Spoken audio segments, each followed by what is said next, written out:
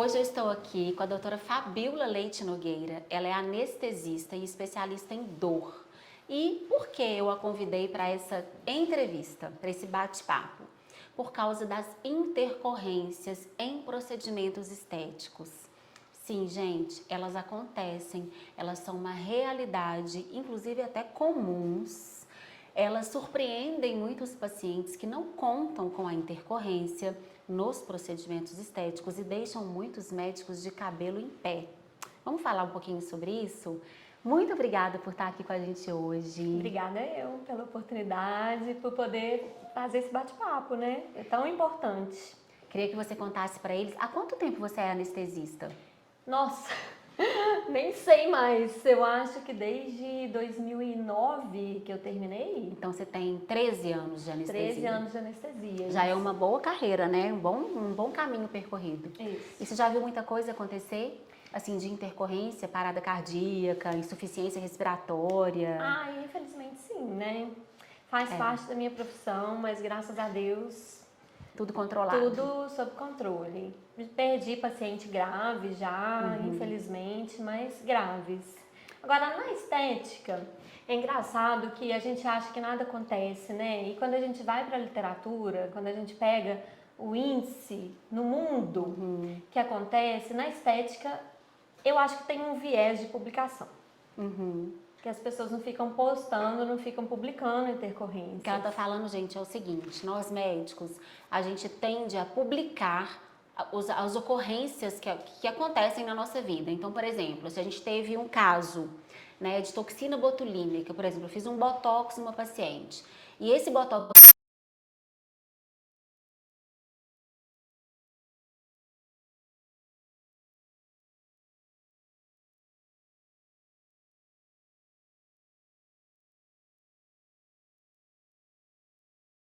e ela tá falando que a intercorrência, quando eu falo de intercorrência, gente, é tipo assim, um desmaio, alguém vai fazer um botox e desmaia, né? Alguém vai fazer um preenchimento e desenvolve uma coloração estranha, e essa pele perde vascularização e entra num processo de necrose, isso é uma intercorrência.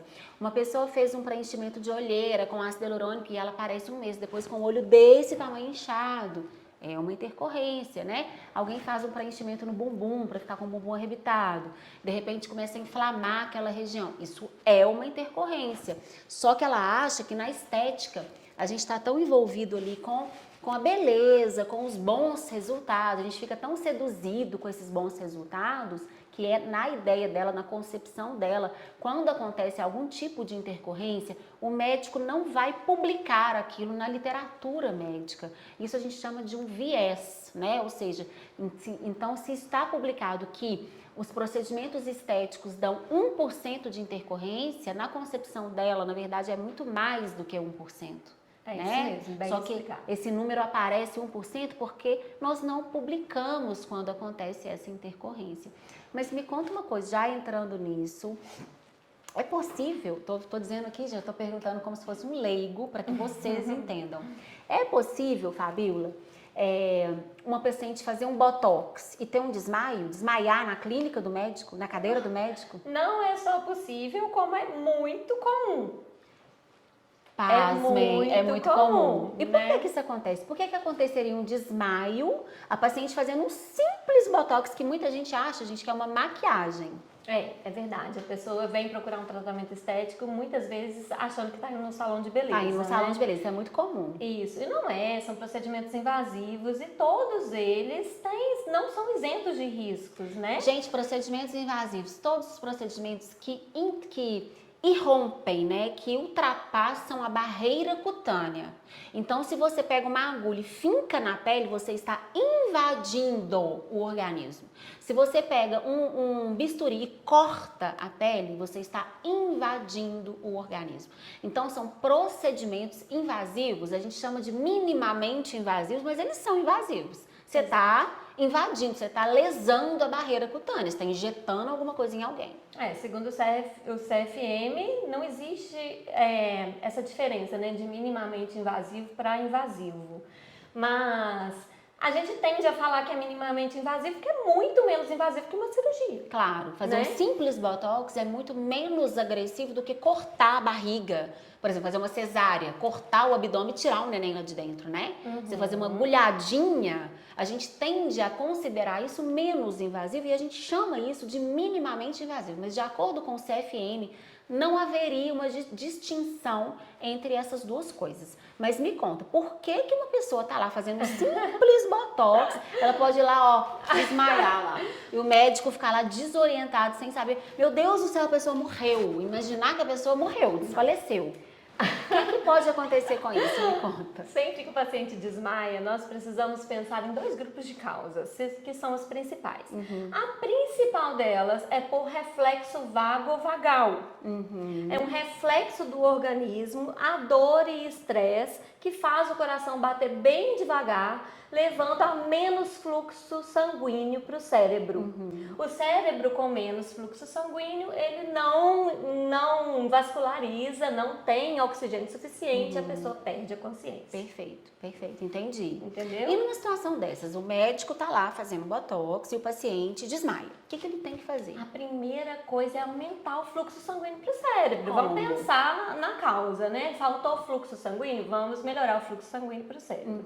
Então, a primeira coisa que a gente tem que fazer é posicionar esse paciente em decúbito dorsal, Ou seja, deitar de barriga para cima e elevar os membros inferiores. Perfeito. Então, por exemplo, a pessoa está lá sentada na cadeira. O médico tem que reclinar a cadeira, deitar o paciente e levantar a perna do paciente. Exatamente. Porque aí aumenta o retorno venoso, o fluxo sanguíneo para o cérebro. Fluxo sanguíneo para o cérebro, né? E acontece que muita gente faz errado, principalmente leigo, né? A gente vê tentando bater no rosto, acorda, dando alguma coisa para cheirar, alguma coisa para comer. De forma alguma isso pode acontecer. É porque ele não tem controle da deglutição, ele está desmaiado. Nem eu, mas tem gente que faz isso, né? Principalmente leigo que não sabe. E é por isso, gente, que todas as pessoas autorizadas a invadirem a barreira cutânea devem saber lidar com as intercorrências. Sim. Tá, então não vamos falar mais da síncope, né? Que é um simples desmaio que a gente sabe que a gente tem que voltar, aumentar a oxigenação cerebral desse paciente e que uma das principais condutas imediatas a serem feitas é deitar o paciente em decúbito dorsal e elevar as pernas. Ok, vamos supor que esse paciente vai fazer um laser. Vamos supor que na clínica tem um monte de laser. E o laser dói, a maioria deles. Tem um que não dói, que chegou aqui recente, que você tem que fazer, que é muito legal. Eu tô doida pra fazer. Mas esses lasers que dói, o que a gente faz? A gente passa um anestésico local, um creminho, um potinho de anestésico, e a gente passa o anestésico no rosto, a pessoa fica ali 30 minutos com anestésico. Pode acontecer alguma coisa com esse anestésico ou é um simples cremezinho anestésico? Paty, todo mundo pensa assim, né? Mas até mesmo as pomadas anestésicas, elas são perigosas. E o que a gente vê ultimamente são as pessoas mandando manipular anestésico em concentrações bem acima do que são liberadas pela Anvisa. 4%, as pessoas mandam manipular 23% de um anestésico, mais 7%. 45%. Ah, 45% eu nunca tinha visto. Já recebi esses dias um direct no Instagram de uma pessoa falando que comprou. E também tem muitas pomadas que não tem nem especificação, não tem nem bula. Você pode entrar no Google e digitar que é vendido para fazer tatuagens, etc. E é muito perigoso. Recentemente não. Por quê? Porque o anestésico ele pode absorver pela pele até chegar na corrente sanguínea. É possível isso, gente, você passar algo na pele, e a pele é o maior órgão do organismo, né? E na pele existem células permeáveis, ou seja, um creme que você passa na pele pode chegar na sua corrente sanguínea, dependendo da concentração desse creme, dependendo do tanto que essa pele é irrigada, dependendo do fluxo sanguíneo local. Então, quando você passa um simples creminho, você está submetendo o seu organismo as substâncias que estão presentes no creme. E no caso de um anestésico local, dependendo da quantidade, essa pele pode absorver muito esse anestésico local e e intoxicar o paciente. Você sabe de 2 pacientes que faleceram nos Estados Unidos porque passaram anestésico para fazer depilação a laser? Uma delas tinha 25 anos. Ela passou anestésico local, tetracaína 7%, com lidocaína 10%, e enfaixou a perna com plástico filme. E ela foi encontrada no carro, na frente do dermatologista, onde ela ia fazer o laser, tendo convulsão. Ela ficou 2 anos no hospital entubada e depois faleceu.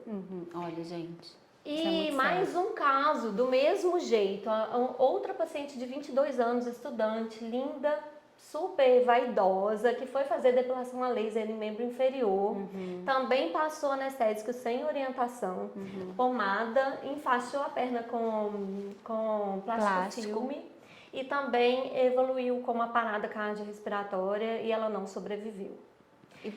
Perfeito. Então, quer dizer que aquele anestésico foi absorvido, pode ter caído na corrente sanguínea e a lidocaína pode levar a parada cardíaca. Ela pode levar uma convulsão, agitação primeiro, né? Primeiro o paciente fica... O primeiro sintoma é uma anestesia na boca. Da intoxicação anestésica, gente. Isso. Por mais que você tenha passado ou aplicado o anestésico em algum local do corpo, por exemplo, no membro inferior, na mão, em qualquer lugar, ela pode sentir. É o primeiro sintoma. Uma anestesia da boca, com gosto metálico, um zumbido no ouvido, parecendo que ela comeu um gosto assim, parecendo que ela comeu um papel alumínio. Então me fala, por exemplo, para os médicos que estão nos ouvindo, né? Vamos supor que ele tem a máquina de depilação a laser, passou ali o anestésico, o paciente fala, doutor, eu tô sentindo, parece que você anestesiou minha boca, eu tô sentindo uma anestesia na boca, tô sentindo um gosto de metal, tô escutando uma coisa, um zumbido no ouvido. Se ele fala isso para o médico, tem algo que o médico possa fazer antes desse paciente entrar em intoxicação anestésica? Tem, com certeza. A primeira coisa é parar aquela injeção, se for o caso, se for injetável, mas você falou de tópico, né? De pomadinha. Então, é lavar. Tem que lavar. Lavar e retirar, tentar fazer o paciente não absorver mais. Entendeu? Lavar e deitar o paciente, monitorizar e fornecer oxigênio. Para quê? Para tentar evitar uma convulsão. Então, se o médico tem um galão de O2, né? Ele coloca o catéter de O2 nasal e coloca uma concentração de O2 quanto? 2, 3 litros por minuto? Até 5 litros por minuto. Até 5 litros por minuto e pede para o paciente respirar fundo. Isso. E por que fornecer o O2 pode evitar a convulsão? Porque o oxigênio no cérebro, ele aumenta o limiar convulsivo. Perfeito. Ó, gente. Entendeu? Então, o cérebro bem oxigenado, ele tem um limiar convulsivo maior. Então, dificulta dele convulsionar, porque um paciente que convulsiona, ele tem as consequências da convulsão. Né? Então a gente consegue evitar na maior parte dos casos, apenas fornecendo uma fração inspirada de oxigênio maior. Perfeito. Uma outra pergunta, estou lá fazendo um preenchimento de olheiras, né? Um ácido hialurônico, lá de repente o paciente começa a entrar em convulsão. O que aconteceu? Por que ele entrou em convulsão? Você está fazendo um preenchimento de olheiras? Bom, ele pode ter convulsionado porque ele já tem aquela predisposição. Às vezes é um paciente que tem uma epilepsia. Perfeito. Ou é um paciente que está fazendo um tratamento para diabetes e entrou numa hipoglicemia. Então a hipoglicemia pode ser uma causa de convulsão, uma das mais comuns. Ou ele pode ter tido uma intoxicação por anestésico. Sem que a gente perceba, né? Pode ter feito um bloqueio de face. Tem casos, Patrícia, de até 1 ml de anestésico local na face. Se ela for injetado dentro de uma artéria, esse anestésico pode levar a uma convulsão. E se o paciente começa a convulsionar na sua frente, o que você tem que fazer imediatamente? Deitar o paciente, proteger a via aérea desse paciente, tentar, para ele não se machucar, de forma alguma puxar a língua do paciente. Isso é uma coisa que leigo faz, puxar a língua pensando que ele vai engolir a língua. Não, a gente não coloca a mão dentro da boca de um paciente convulsionando. Mas proteger, de forma a deixar a cabeça de lado, porque ele pode produzir muita secreção, que a gente chama de cialorreia. Quando o paciente começa a salivar muito, então a gente protege, vira de lado para evitar aspirar, fornece oxigênio. Então, o oxigênio é o mínimo que tem que ter numa clínica de estética. Todo consultório onde se faz anestésico local injetável tem que ter oxigênio. Quantas clínicas a gente vê aí, gente, sem os equipamentos básicos necessários? E também não adianta só ter os equipamentos básicos.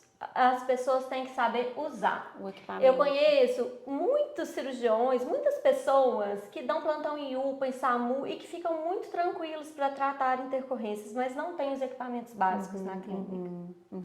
E também conheço pessoas que têm tudo Na clínica. que tem o desfibrilador mais potente, que tem toda a aparelhagem, mas que não sabe usar. Entendi. Então a gente tem que casar os recursos humanos, que é saber, Pessoas que é treinadas. treinar, que é saber o que fazer, com recursos materiais, que são equipamentos mínimos, que são obrigatórios. Claro.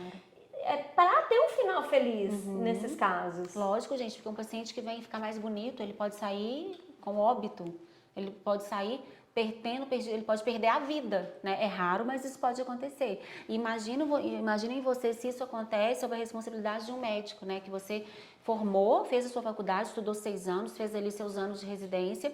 Supostamente você é treinado para zelar pela vida, mesmo que você opte por fazer procedimentos estéticos, e acontece uma coisa dessas com você e você vai ficar ali parado, sem saber o que fazer. Isso é no mínimo, assim... Devastador. É devastador. Eu acho que se acontecesse uma coisa dessa comigo, eu acho que eu não conseguiria mais dormir durante muito tempo. É devastador para o paciente, para a família do paciente, para o médico, para a família do médico, né? Para todo mundo, e ninguém quer que isso aconteça. Porque as pessoas que vêm procurar um tratamento embelezador, elas não têm um problema de saúde, né? Elas não estão com câncer e vão ali tentar uma quimioterapia, elas não estão com um problema cardíaco grave, vão tentar uma cirurgia cardíaca, um marca-passo. Não, elas estão belas e elas já são belas, porque geralmente são pessoas bonitas, jovens, e que elas querem ficar mais belas. Então, uma intercorrência fatal é no mínimo um susto, uma fatalidade, um desespero para a pessoa que vive.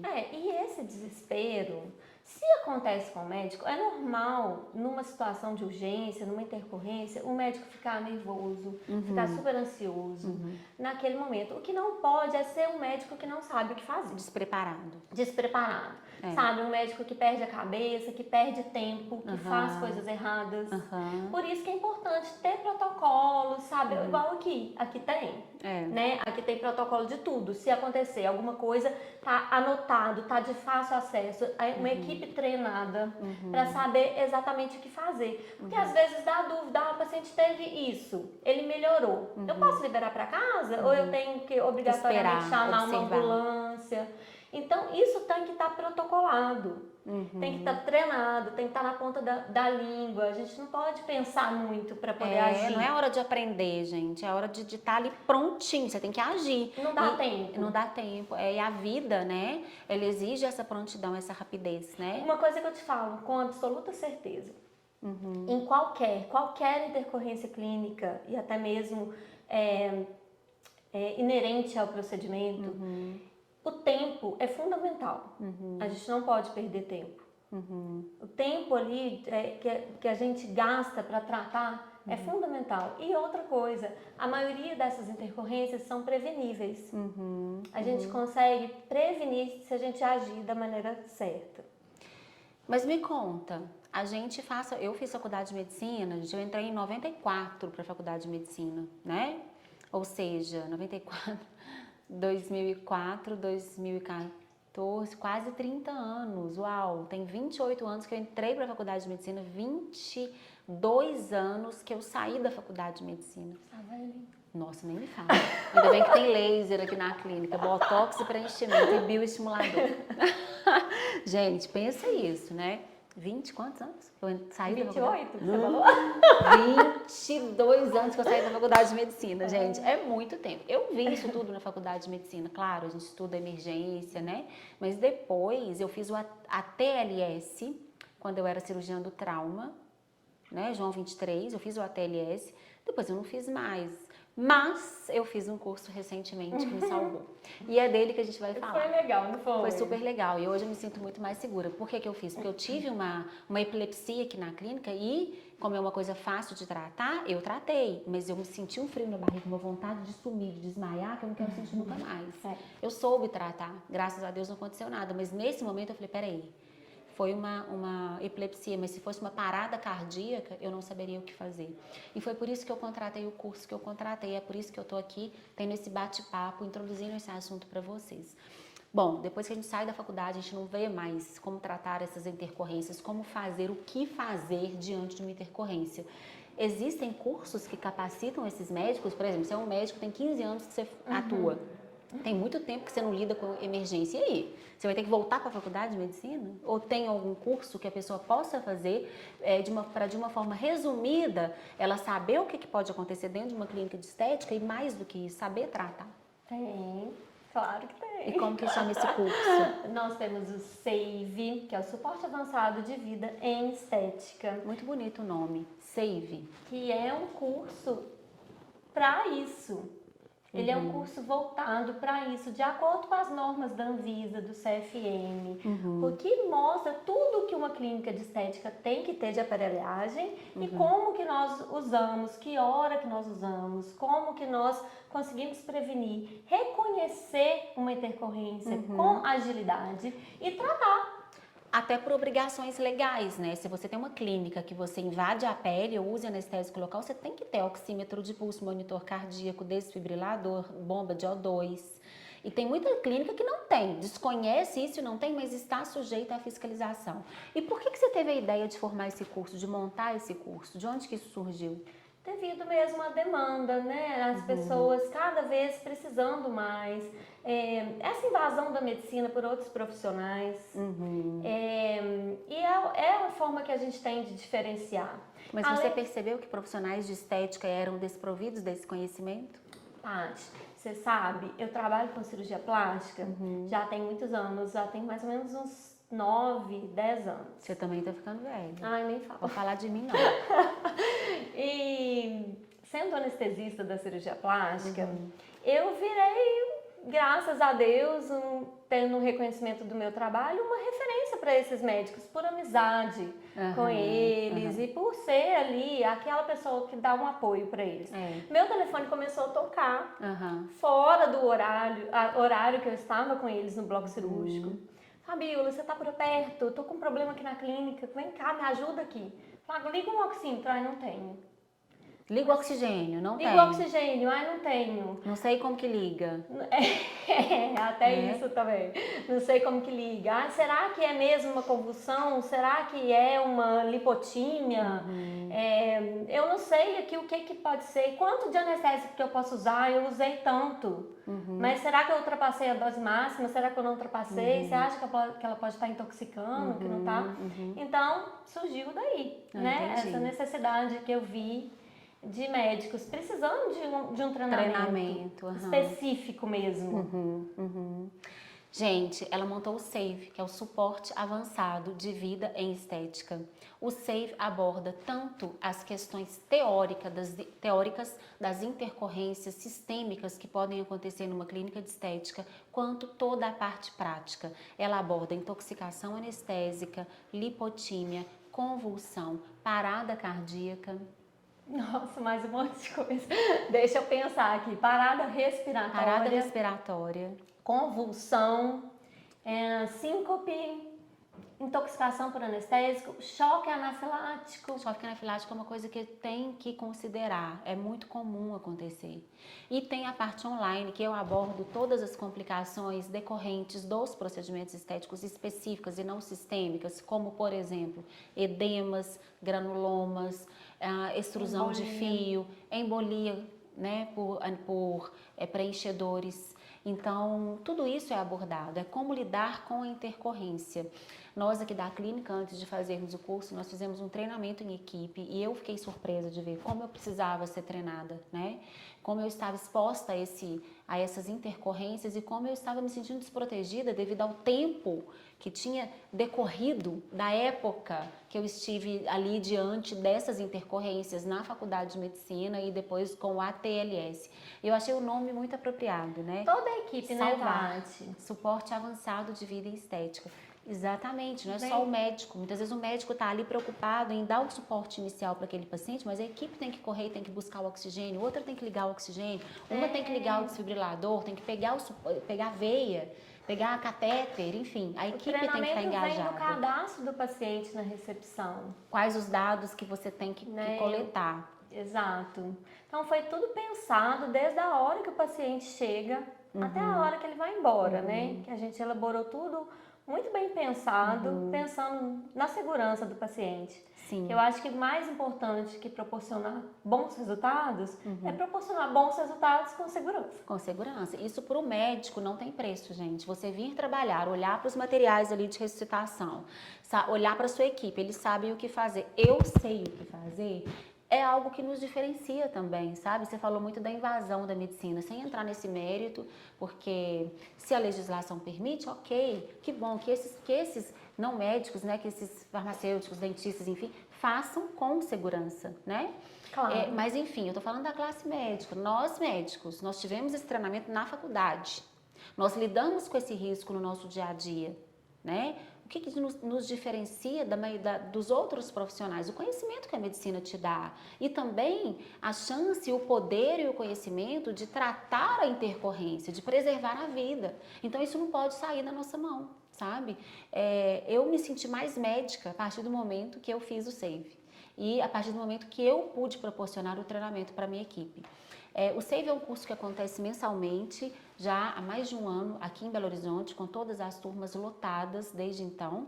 Nós temos as próximas vagas para 21 de agosto. 21 de agosto. Acho que ainda vagas 21 de abertas, agosto. nós vamos disponibilizar aqui o link para vocês.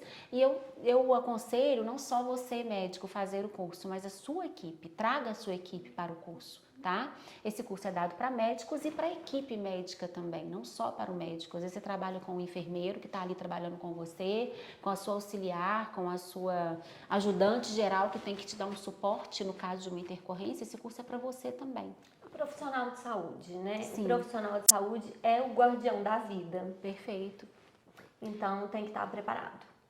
Gente, parte presencial, parte prática, teórica e também online. Um curso completo e eu agradeço imensamente por você ter tido essa ideia, por ter treinado a nossa equipe e por possibilitar segurança para tantos colegas médicos e para os seus pacientes consequentemente.